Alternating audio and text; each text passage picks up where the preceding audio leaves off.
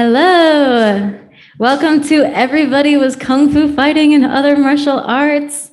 This is our final event of the After the Dragon, Asia's, Africa's, in New York series. For those of you who have heard this several times now, I'll try to do this fast. My name is Maya Singhal, and I'm a doctoral candidate in the anthropology department at Harvard.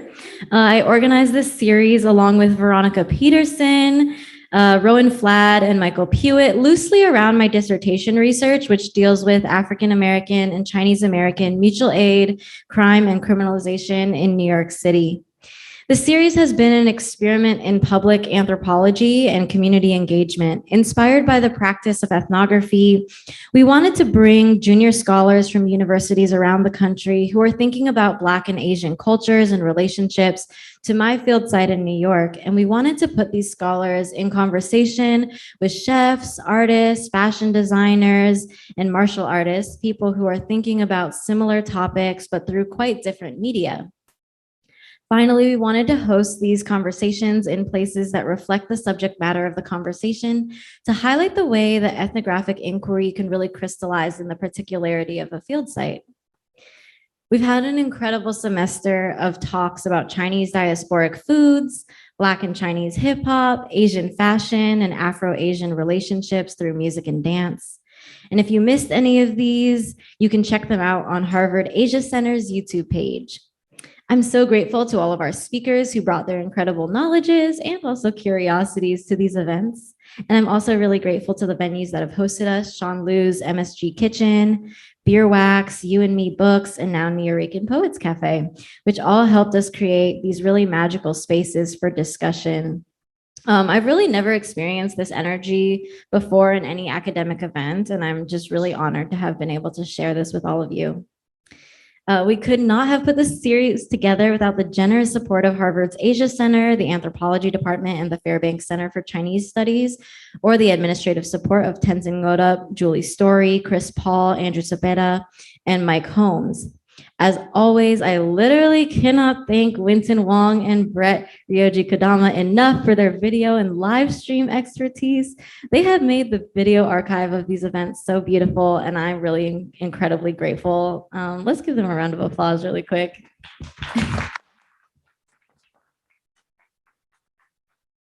We're also so excited to host our final event of the series at a real New York institution, Nuyorican Poets Cafe. The cafe was founded in 1973 and has since served as a home for poets, musicians, actors, and artists of all backgrounds, but particularly for the African American and Latinx art scenes in the East Village. So we thought this was a perfect location to wrap the series up as we talk about Black and Asian relationships in and through martial arts. It is now my pleasure to introduce our speakers for the evening. Dr. Maryam Aziz is an assistant professor of African American Studies in the Department of American Ethnic Studies at the University of Washington. Their first book asks how folks who practice unarmed self-defense and martial arts contributed to Black power organizing and shifting ideas about liberation, abolition, and gender norms. It also traces how the learning of martial arts was facilitated by US militarism during the Cold War. As a scholar activist, Aziz also regularly teaches radically inclusive self-defense classes. Dina M. Asfaha is a William Fontaine Fellow at the University of Pennsylvania, completing her doctorate in anthropology. Her dissertation focuses on the underground hospital established during the Eritrean armed struggle from independence against Ethiopia from 1961 to 1991, how it laid the foundation for contemporary healthcare in the country, and how Eritreans refer to their clandestine habit as a means of articulating national aspirations today.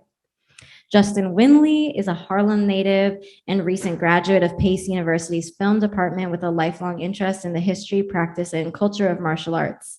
In February of 2022, he received his Black Sash in Jeet Kune Do principles at the Garcia Kung Fu Institute and Garcia Kung Fu and Jiu-Jitsu Institute in East Harlem, New York.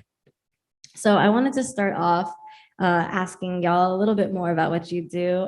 Maybe we'll start with Dr. Aziz. Could you talk a little about your research about martial arts and Black power and your book project? Yeah, thanks so much for inviting me. This book project is about 10 years in the making. When I was an undergrad at Columbia, I did research on Black arts movement and Black power movement. I was also the president of the Goju Ryu Karate Club. And that project started as a way to honor a history. What I was looking for was research that gave us this really rich archival source that says, how did we get here to this Black interest in martial arts in the 1970s? And all I could find were people starting in the 70s, starting with the film boom. And that just didn't make sense to me as someone who was literally a child of someone from the 70s who was in their 20s doing martial arts in Brooklyn. I was like, something's missing. And so I went on that journey to think about the ways in which we could historicize and contextualize this larger project. Like, right, Enter the Dragon and Black Belt Jones, there's really important institutions that think about anti-capitalism, that think about or against colonialism. How did we get here? And so that's how I decided to go back to the 40s and 50s and think about, well, these occupations in East and Southeast Asia that are happening globally after World War II and during the Cold War, and then also just these Asian diasporas that are migrating across the world are creating a world in which we start to see martial arts inhabit Black diasporas in the US and other places in the 70s. And it was no coincidence, right? I think that it landed with Black power, right? I think people just assume now that almost they're just wedded together, but it's because of Black power that I think we see that spread happen so much. That's part of what I argue in the book, is that Black power organizers, or even just Black folks who wouldn't have identified as that, in that moment are sitting there thinking, what are the ways that we need to get free? And what are the tools that we need to get free, right? And so when you don't have certain types of resources to do that, you're thinking really creatively. And part of what the research in the book argues is that holistic self-defense, particularly through Asian descended and eventually African descended martial arts, is one way to do that, right? So that you can use martial arts to keep yourself safe politically in New York or Newark when people are literally trying to harass you and attack you while you're doing organizing. You can use it to stay politically or spiritually intact, right? If you've been incarcerated for the work that you do, you need to find something to actually keep you whole through this process. You need to teach kids something that you think doesn't relate further to militarism, the Vietnam War. And if you're a Black independent educator, you're also not buying football gear for your 12-year-olds, right? So you're thinking about other ways to teach physical education, and you're thinking about ways in which sport and movement in general can just contribute to liberation. So yeah, that's kind of an overview of how I got to that research, and also just why I love that research so much. Thank you. That's super interesting. I feel like, Justin, you're an actor in addition to being a martial arts practitioner, and sort of resonating with some of the things that Maryam was saying about film. I was wondering if you could talk a little bit about your martial arts background, but also sort of the relationship between martial arts and film in your life. Sure. First of all, I echo Dr. Aziz's thanks for inviting me. And I'm very honored to be back at the New Yorican and to be having this particular conversation. And if you see me online or in person looking at my phone, it's just so I can take notes, because I feel like I'm in as much of a learner capacity here as anything else. As far as my martial arts history, I guess, like a true Jeet Kune Do student, it's a little bit varied, but it started when I was a kid. My first sensei is always my father. He is a lifelong martial artist himself. He's out there watching. Hi, Dad, love you. He actually just recently went back into his practice at Seido Karate and got his second degree black belt, is working toward his third at 63 years old. So that guy's my hero. I was about like 5 years old, I started karate. Usually when you're a little kid, it's karate or taekwondo. You do one of the two.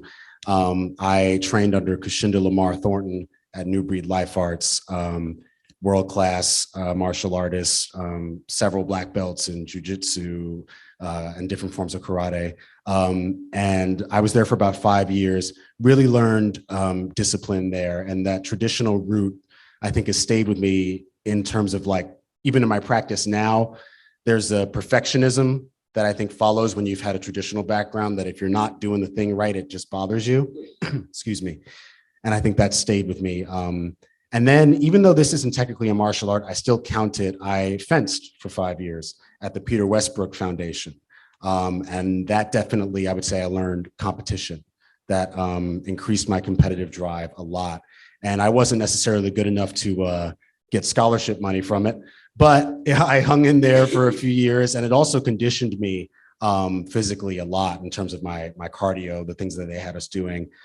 So that was an important part of my journey. And then for the past 8 years, I've found my new home in East Harlem at the Garcia Kung Fu and Jiu Jitsu Institute with Sifu Richard Garcia, who is a second generation student of Jeet Kune Do. His teachers were Paul Vunak, Jerry Poteet, the men who learned from Bruce Lee himself. And it was just a total coincidence, really, that I found him, because at the time that I was looking to get back into martial arts, I was wandering through East Harlem with my dad, and Sifu Garcia still had a plaque, a billboard up on his old location that had like his info on it.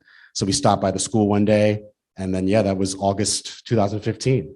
And I would say it's definitely that learning here at Garcia has really been what's increased my love for martial arts to sort of a global scale, and just having such a profound impact on my personal life, and seeing all of the different, that's what Jeet Kune Do is. It's the flexibility of using no way as way, right? So not being bound to a particular dogma, but being able to take what works, what's efficient, what's essential, and discard the rest and express yourself. That's what Bruce Lee was all about.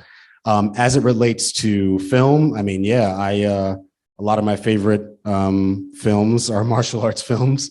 And I think that there's definitely, and I'm sure as we talk more, we'll circle back to this, but there's a lot of actors who are martial artists and who use that to varying degrees as part of their career. I think of Michael Jai White, I think of Wesley Snipes, I think of Donnie Yen, obviously Jackie Chan, and Bruce Lee, of course, himself.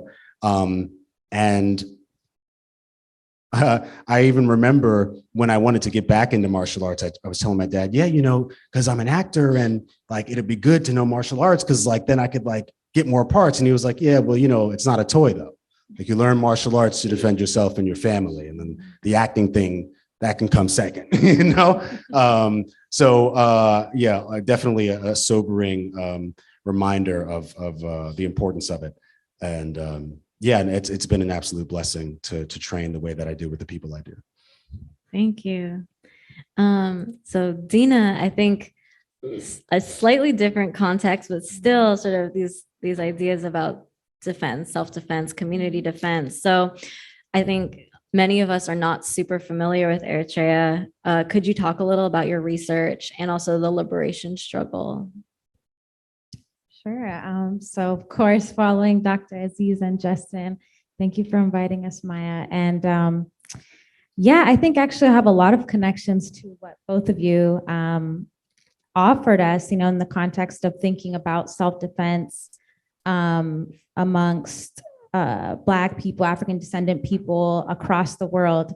So the Eritrean liberation struggle, like you said, Maya, it's not that well known. Eritrea is a small country, as it's often described, in the Horn of Africa, and it borders Ethiopia, which is a much more well-known country. What many people don't know is that Ethiopia actually had, in the 1950s, an imperial expansion project to subsume Eritrea. And so this project didn't, come out of nowhere, kind of similar to Dr. Aziz's work. It has a lot to do with how Cold War politics played out, and world superpowers like the United States and the Soviet Union sort of trying to define who was going to have the most influence in the world. And so Eritrea was sort of a pawn in all of this, ended up being specifically this war. And it's the longest war in modern African history. It was a 30-year war. And Eritrea is quite small in comparison to Ethiopia. So just to give you all some better sense of scale. At the time, Ethiopia was actually the second largest standing army on the continent, right after South Africa. And Ethiopia is 30 times the size of Eritrea.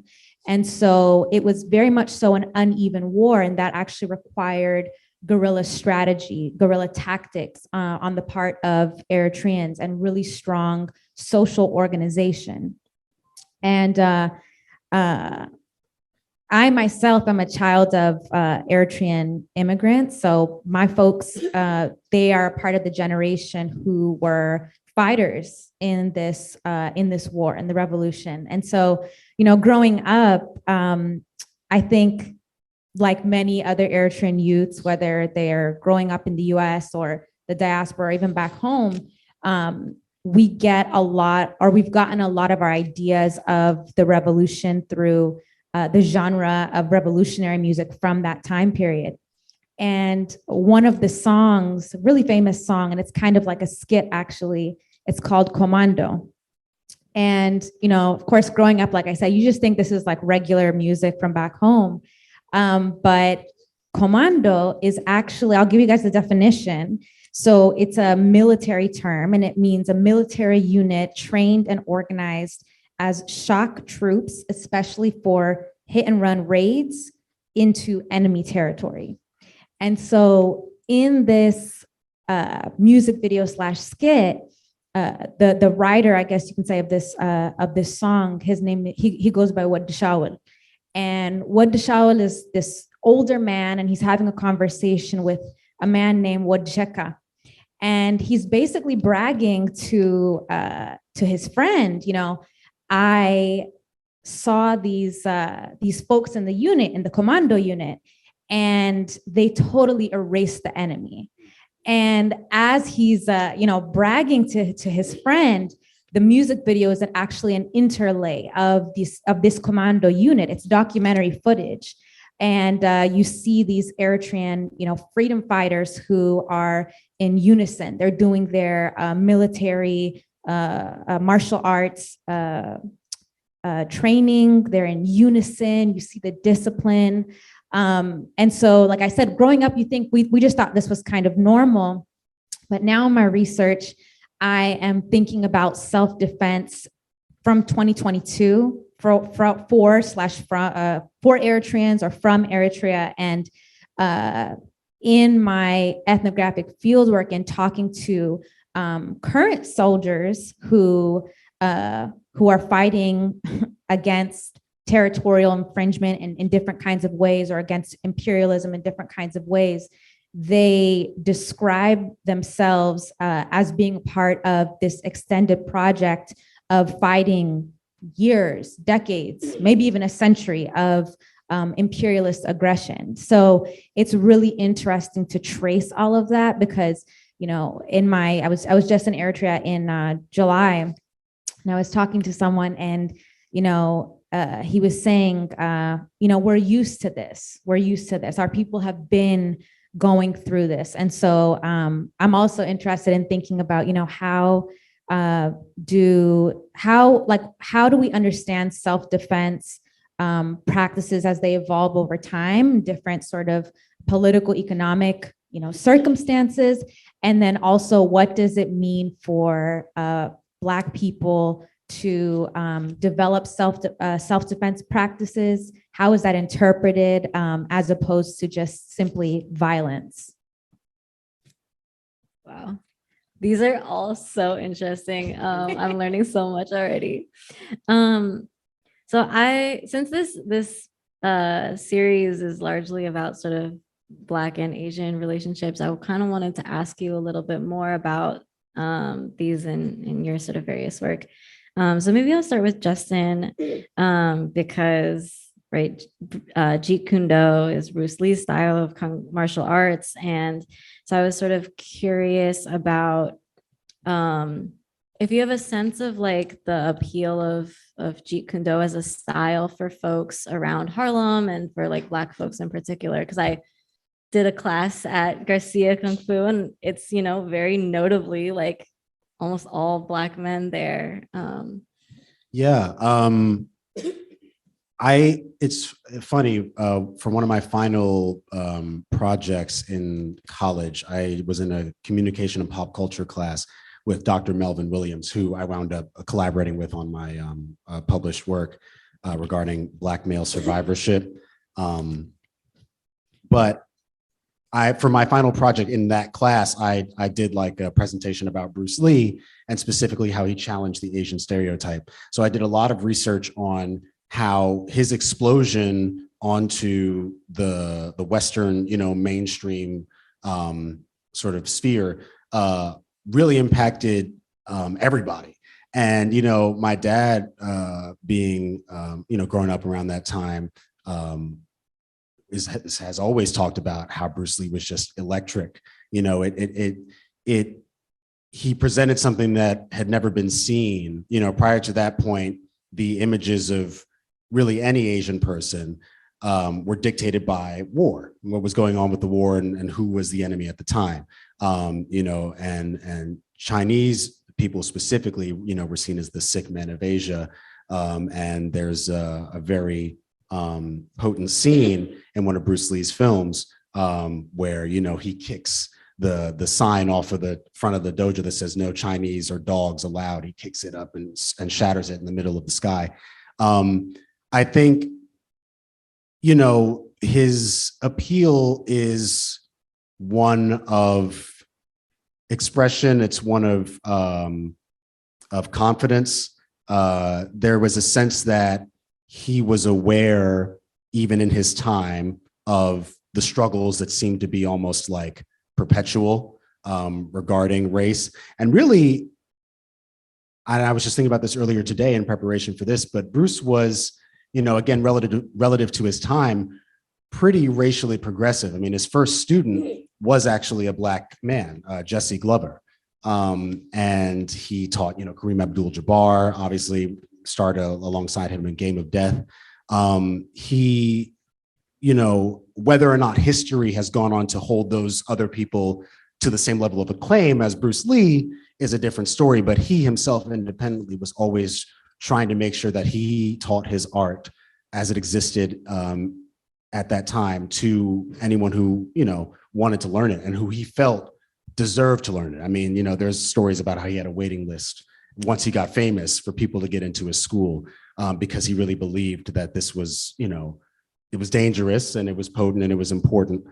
But I think that's what carries on. Even now, it was actually it would have been his 80th or 82nd birthday, just November 27th, it just passed. And Jeet Kune Do isn't the same as it was when he died. And there are so many different branches of thought regarding how to practice it. But I think in my school, what's maintained is that feeling of responsibility. That when you're here and you're learning this, you are carrying a legacy and that you're representing something. And yeah, I think, it just feels appealing to people to feel connected to that. And then also be like, this is practical. Like I can use this, Mm-hmm. Maryam, you also mentioned Enter the Dragon, and I was curious if you had, stuff to add to that, or if there were longer histories of these kind of connections you're sort of digging up too. So I think one of my favorite things about Chinese connection, but also released in Hong Kong is Fist of Fury, not to be confused with the Fist of Fury that gets released here. It's a very complicated web of naming practices for Bruce Lee's films. Great. I think that's the great anti-imperial Bruce Lee film. I think Enter the Dragon gets a lot of credit, but that's my low-key intervention, and I will die on that hill. Enter the Dragon was like the biggest commercial success. Exactly. And then it was also, well, no, it wasn't his last film. It was not. Well, it was not the last one. It's the last one where he acts through the whole thing. Yeah. And the one with Kareem Abdul-Jabbar. Right. Is that his he didn't actual. get to finish. Exactly. I mean, I think that the Chinese connection, the reason I love that one is simply because, as someone who grew up doing a lot of Japanese descended martial arts, right? It was always very confusing to me to watch Kung Fu films and be like, why always the karate black belts getting their asses beat. I was like, what's going on? I was like, the people who are wearing the uniform like me, and I was like, oh, it's because Japan, you're imperialists. And similar to the way in which Ethiopia now, right, that I've had a lot of these African folks are like, no, Ethiopia gets seen in diaspora as this bastion of like, oh, we were never colonized, but then they colonize all the folks in the region. I think similarly, there's this thing with Japan about actually, if you know that history of imperialism, it makes sense. So I think that the Chinese Connection does a great job of that. But the thing about the films is I think they evince these larger histories of social movements and global struggle if you know how to look for them, right? So in Enter the Dragon, there's the moment when Jim Kelly, who's often famous for being the African-American person in Enter the Dragon, but stars in his own series of martial arts films, is a karate martial arts champion by the time he stars in the film and was just a big athletic presence in the 60s. When he walks into that film, he's in Los Angeles and he walks into a martial arts school that's already been established in one of the Black neighborhoods. And they're aligning themselves with Pan-Africanism. They're aligning themselves with different forms of Black nationalist thought. And you can freeze the frame. It's like within the first 15 minutes of the movie, he's shaking hands with a real life instructor who started his martial arts practice while he was in the military and stationed during the Vietnam War, right? And this is a common occurrence that I talk about in a lot of my work, is that if you go back further than the 70s, you see a generation of African Americans who have to contend with US militarism and their relationship to it, right? There are folks who leave the military and now who are in the Air Force, in the Army, in the Navy, who now know karate, they know Taekwondo, they know judo, they're all champions.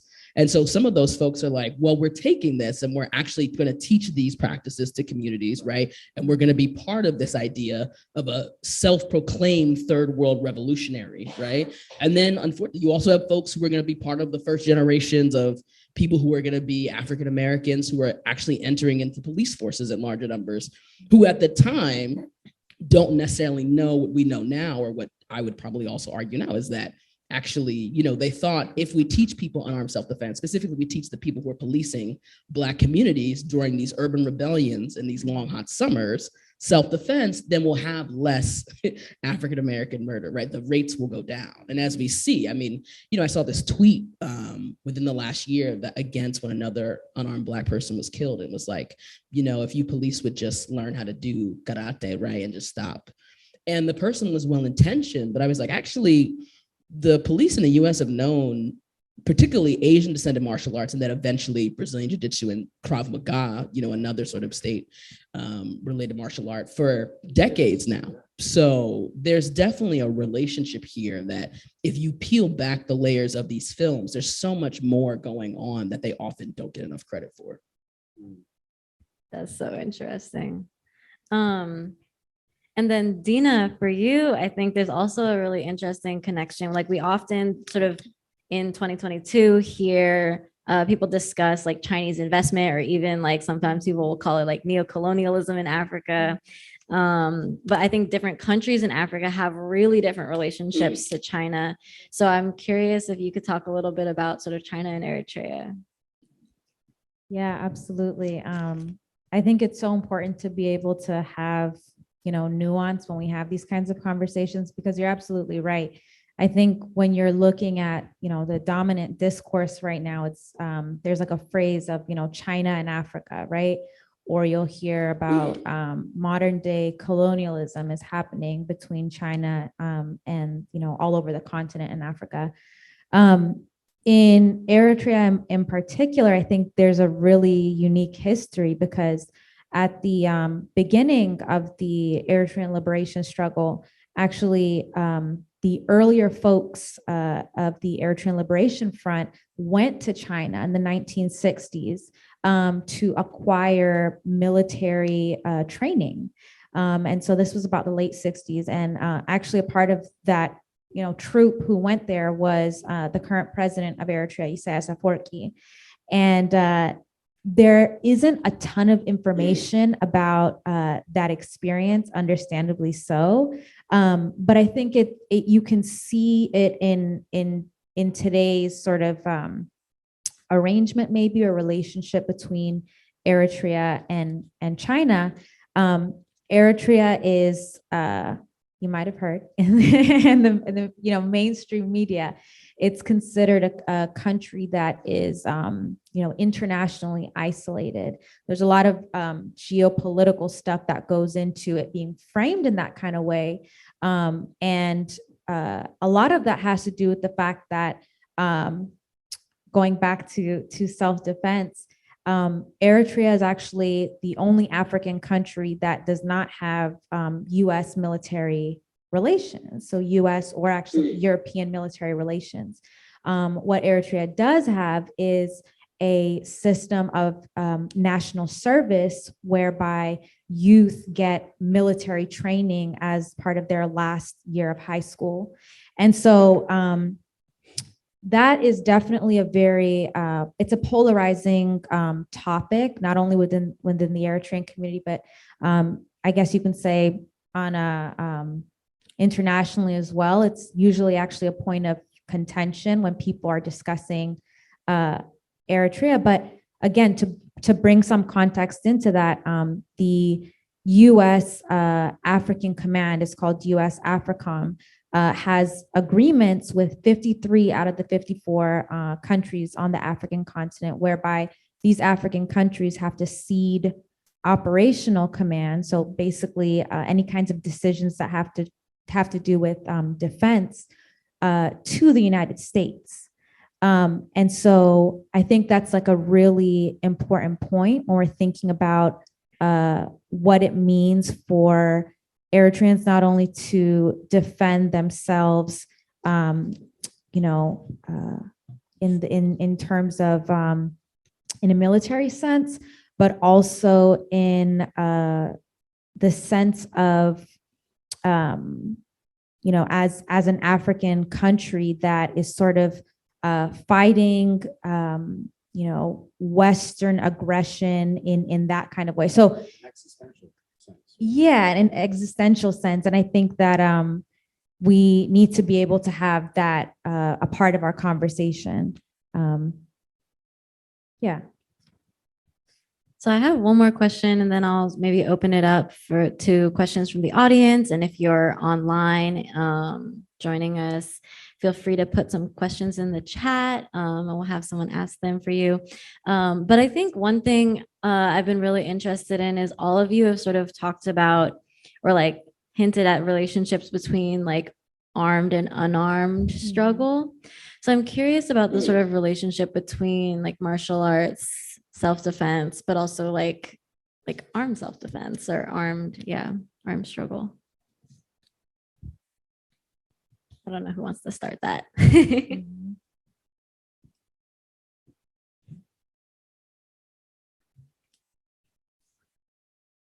Well,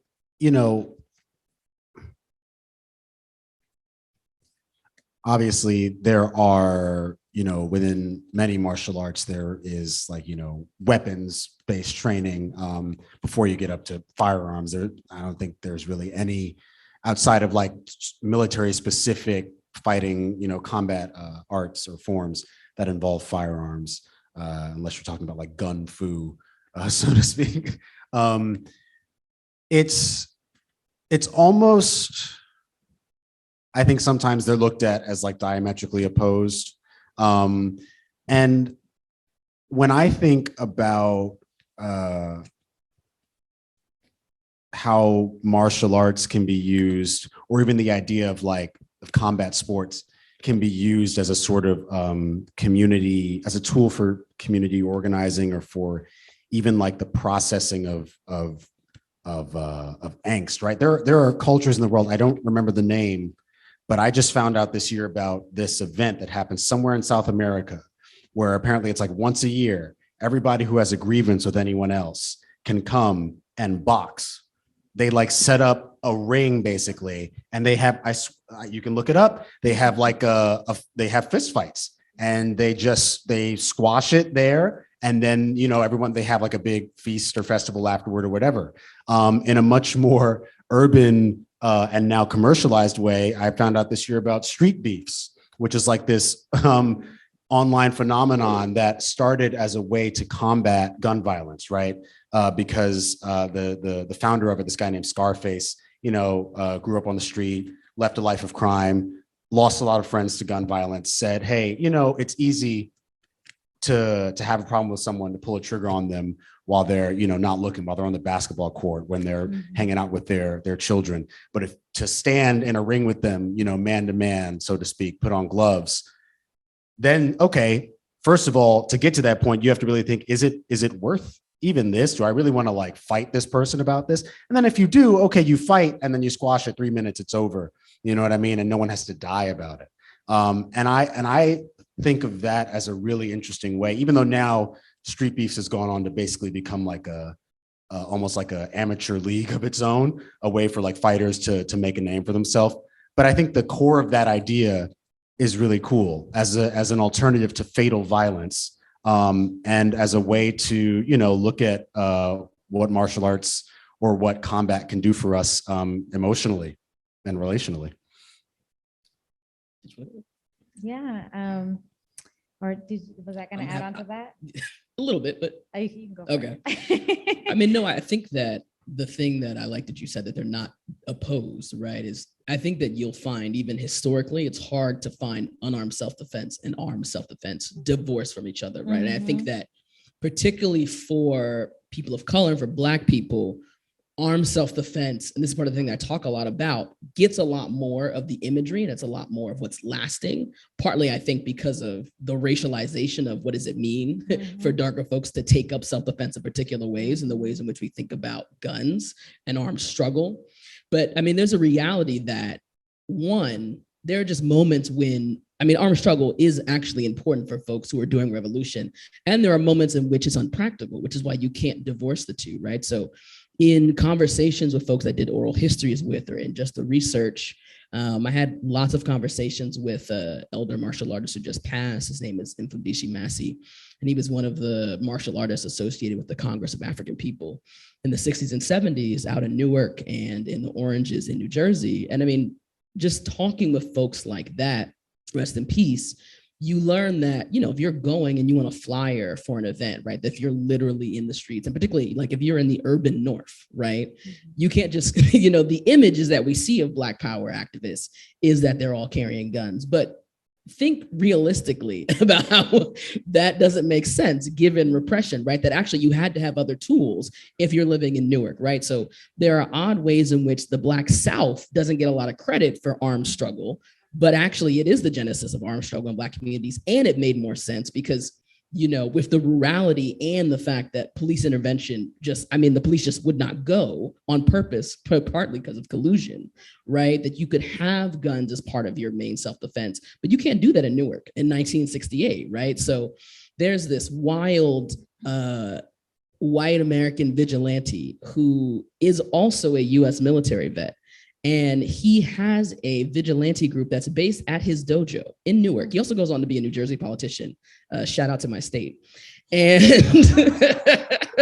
he literally goes around to the Black and brown neighborhoods and they're literally attacking Black and brown folks, right? And so you can't just pull out a gun in those situations. So a bunch of Puerto Rican and Black folks are martial artists because you have this group of white vigilantes meeting at a dojo who are martial artists. So it's partly, one, practical. They have to go hand in hand because literally folks are like, we're doing revolution. We see folks who are doing decolonial movements in the diaspora.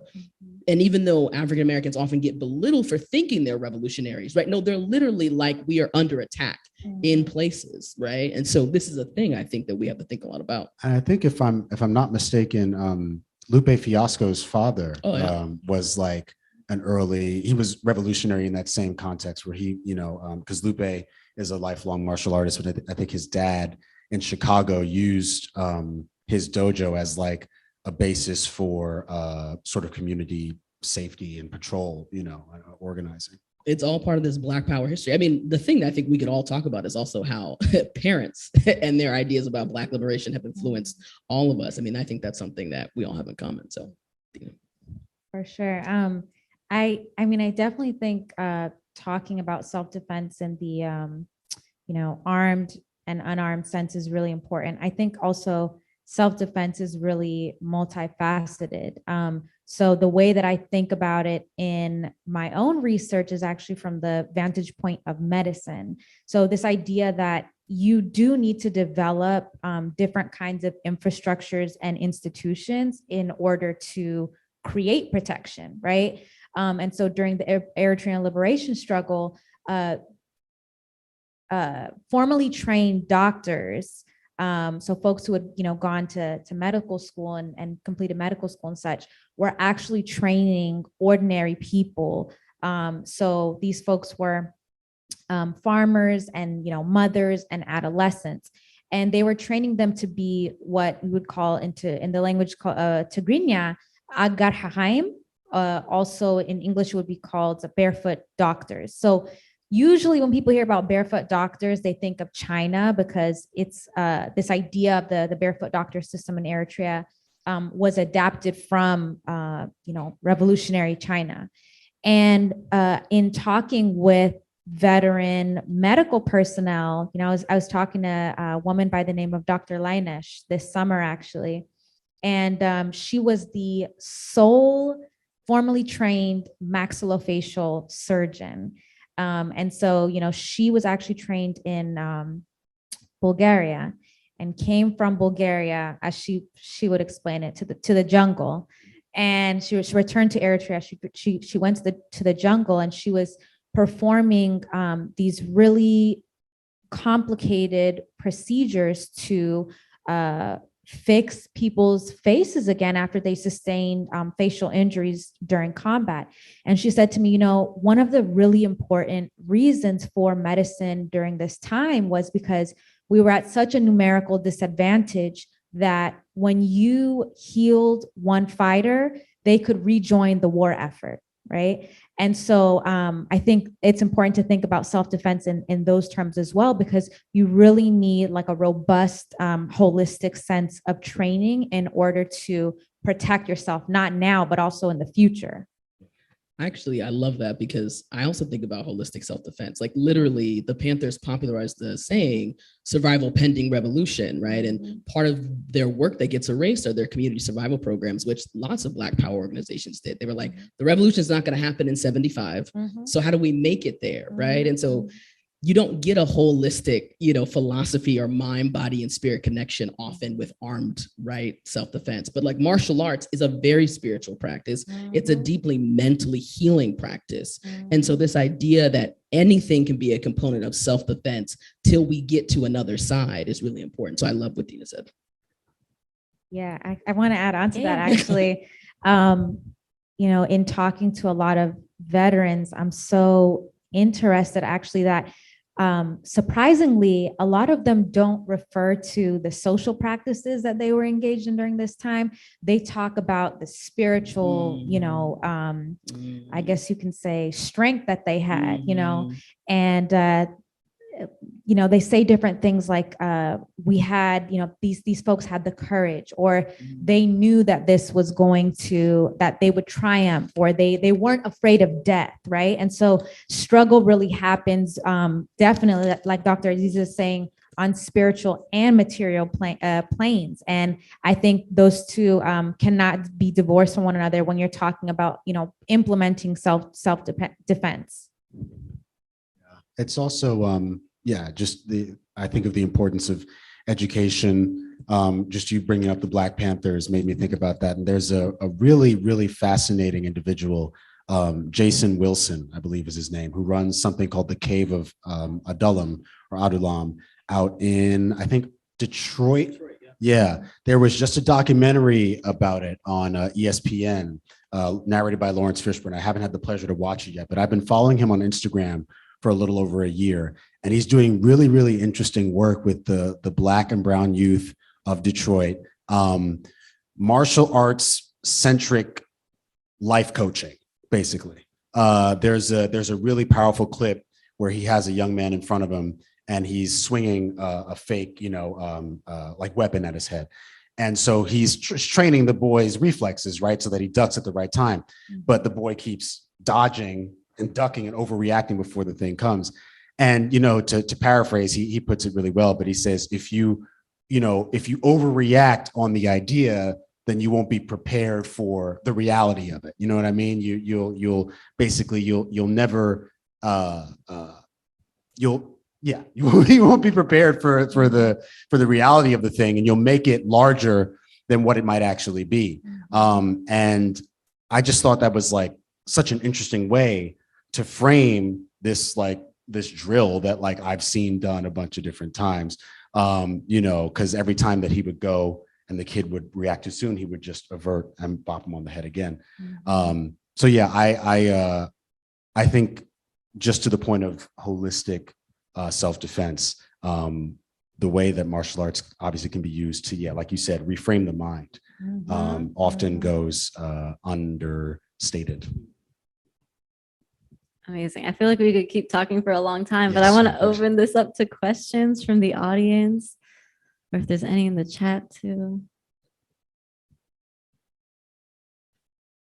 Yeah. Yeah, I said it's a question for everyone. It's more just an open sort of like topic of specifically with martial arts and this idea of community engagement and community building and almost like sanctuary in a way. If anyone had any thoughts about dojos themselves, dojos as these establishments, or even sometimes just like people's basements that they invite people into, or backyards, whatever it happens to be, that become specifically for young people too, these borderline religious places to visit, go to practice, to discipline, things like that. Everyone has any thoughts about those? So for those online, the question is about dojos as a community space or a spiritual building space. Yeah, I love a dojo, man.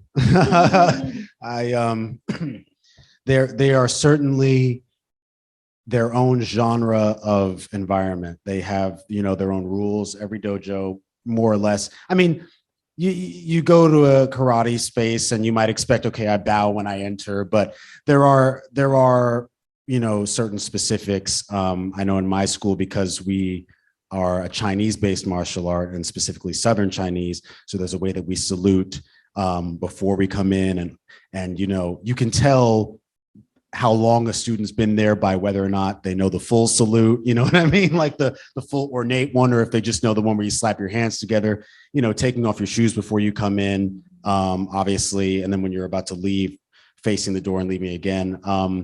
I remember even in karate as a young kid, there was a bit of anxiety. I'll be real. There was a bit of anxiety about coming to karate practice because I was so intimidated by my sensei and by by what I felt he demanded. And I think some of that was good.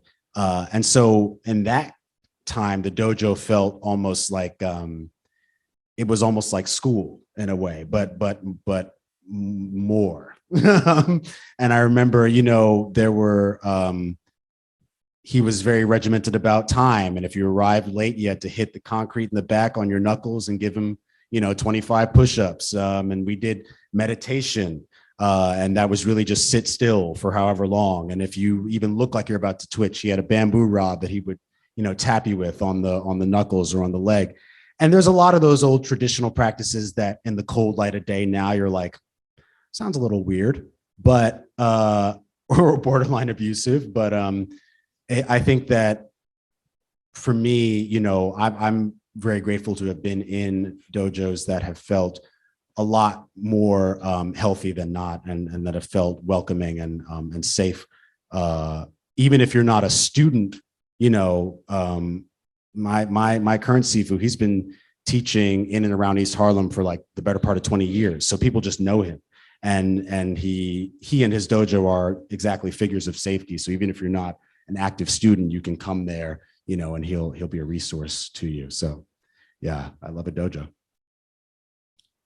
Yeah, dojos, dojang studios they're really important spaces. And they can be very culturally and philosophically affirming, for better or for worse, I think, depending on who's running it and what the philosophy is, right? I mean, I think a lot of what I study is about how folks were very purposely like, we don't want to send our young African-American students to these types of movement spaces or sports spaces or schools, how do we think about what is a culturally affirming and self-joyous environment for them to learn martial arts practice, right? So the space is really important. The sociality that you're talking about is really important. And it can also, studios can be a very interesting place where politics sometimes seem to be left at the door, but never are, right?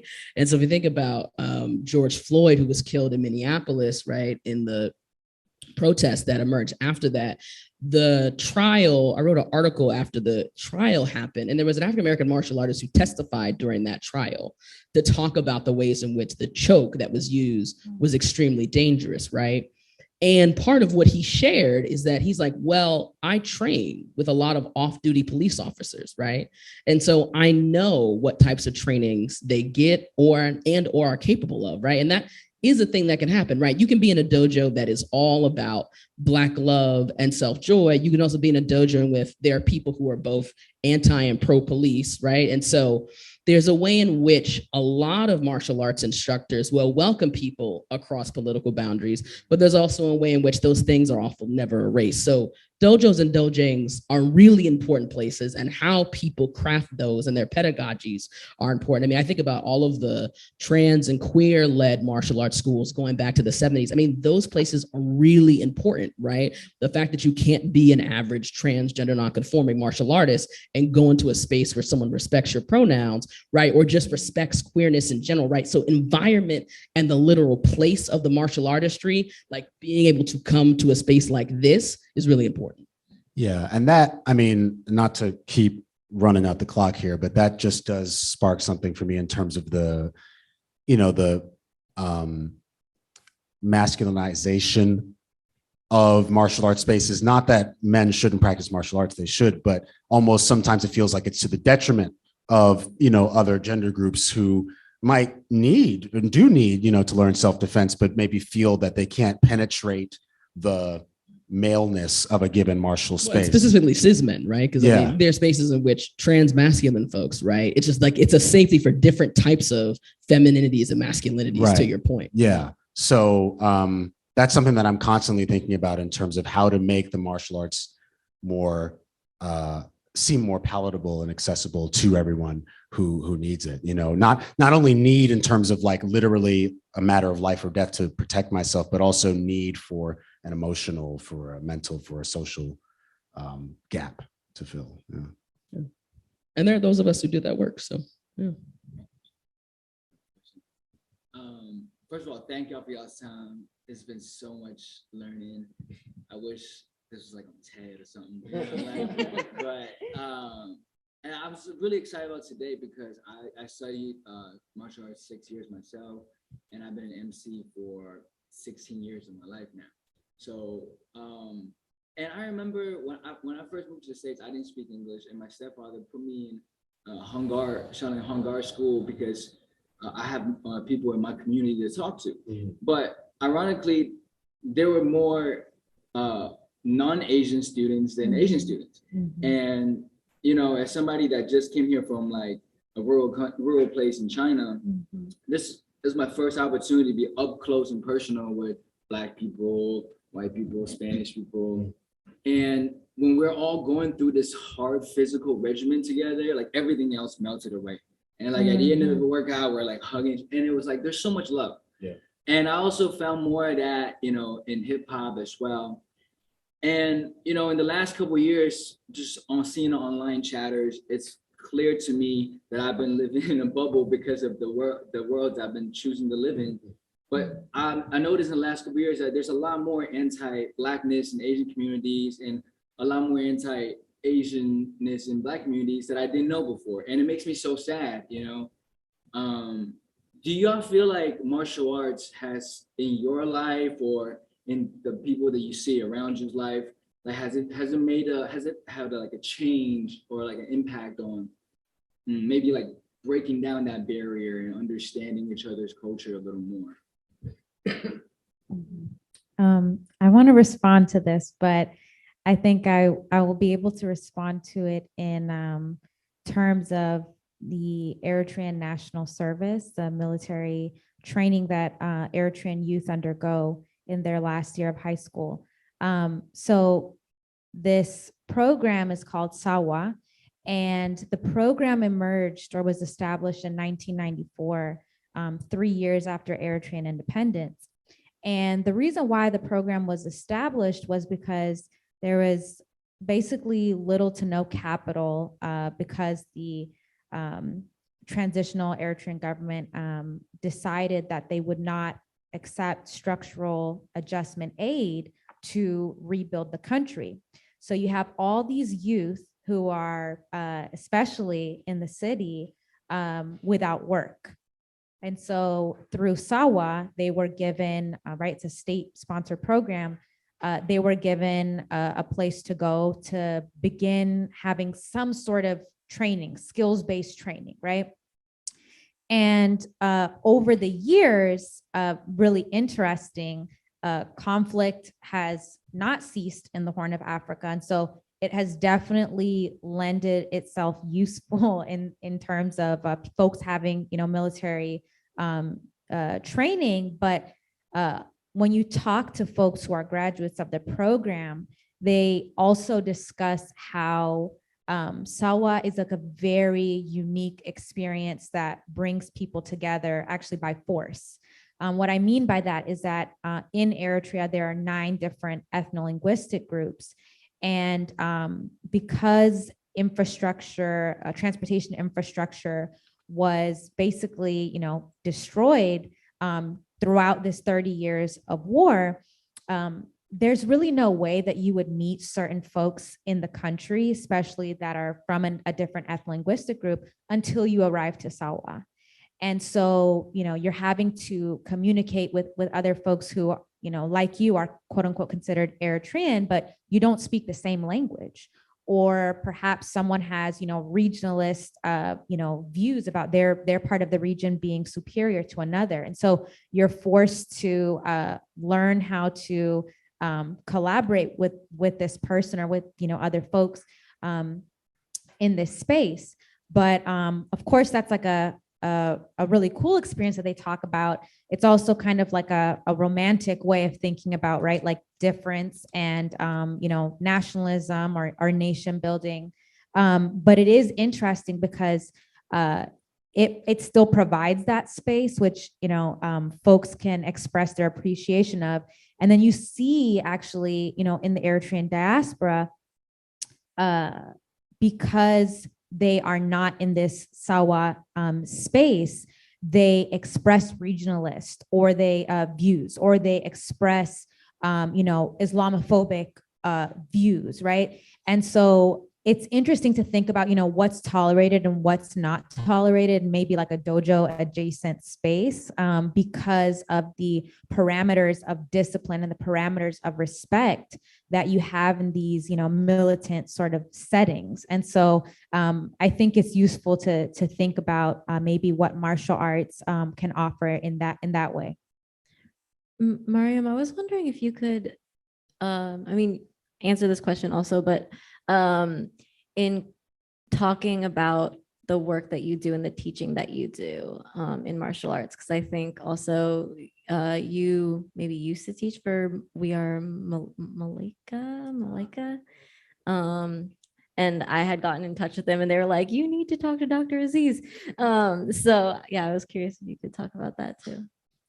Yeah, I think going back to my earlier point, right, these spaces, right, like I don't think that they should leave politics at the door. And I think that if you don't do that, then there's more response for change, because inevitably you might meet someone that has a different politic. But I think in terms of like understanding groups that do not have multiple of your identities, there was a moment after the 2016 election where in theory, I was getting my doctorate, but really I was a full-time self-defense instructor. I just wasn't on leave. And, but my favorite classes from that moment were the classes that people didn't think could exist. Right. So I would have a South Asian Pakistani auntie in the same class as I had a white working class trans femme. in North Carolina, right? And in someone's mind, those racial, gender, sexual identities, those class identities don't coalesce, right? But there's a way in which the idea of safety or just the safe space of some of these places puts you in contact with different identities. And I think it can be both, to your question. I mean, I think that when you are in contact with folks in these spaces, it does make you think about the systems of oppression that you think are inherent. I do not think that it changes everyone, right? I mean, I think that people are going to continue to train with folks who, you're going to have people who either support Biden, support Trump, or hate both of them are going to be in similar martial arts spaces. And not everyone's going to, they're like, politics on the larger span are not going to be changed, but they will probably treat you as an individual with a certain type of dignity. And so, which is often the gap, right? Is how do we go from treating the individual with dignity to treating everyone who looks and thinks and has their identities with dignity. So, I mean, yeah, a lot of my self-defense instruction has been around groups that have been targeted for hate attacks and hate crimes. So we're thinking about queer and trans folks. We're thinking about visibly Black and brown folks. We're thinking about Muslim aunties who are hijabis. We're thinking about folks who are sick and also have head wraps, right? And so a lot of my work is thinking about how do we make spaces that are open identity-wise, right? Like I was teaching some of the only like trans inclusive classes in 2016, but also being like, listen, we can have classes that center Black trans women and everyone else can also come, right? And you can teach people how to defend against having a scarf or a head wrap, right, being grabbed, which is one of the visible ways in which people were being racialized. I mean, and have been, but right, we have these spikes of hate crime moments where people get really worried. And you can learn that in the same class as someone is like, well, I'm just worried about, a ponytail or something else being grabbed, right? Or, literally thinking with other organizers in New York about this moment of rising Asian diasporic hate, or I mean, I always say like the rise in quotes, right? Because these things always are happening, but there are just moments where the media or the visibility is more, right? So thinking about all of the like immigrant Asian communities, right? In Brooklyn and Queens that were doing like, obviously organizing around martial arts that often come from their communities, right? But are being orientalized or taken up by other communities. And then it being a moment where it's like, actually, no, like this self-defense instruction actually needs to go back to a lot of the folks whose diasporas these arts came from. And so, but I think that that's often done on a coalitional basis. So folks from across identities will rally to be like, yes, I can come help teach this class in Brooklyn or Queens. And so those are moments where the anti-Blackness and the anti-Asianness hopefully can start to break down, but it's not always a guarantee. So it's right, it's this complicated thing that we're always interacting with. Thank you so much. We are at an hour. Unfortunately, these conversations should all be longer. I want to thank all of you for coming tonight. Thank you for being our amazing audience, and everyone who has been a part of this speaker series, Winston and Brett and New Eurekan. I'm just so grateful for all of you. So thanks for coming, and stick around. We're going to go get a drink somewhere if you want to come with us to celebrate the end of this. So thank you. Thank you.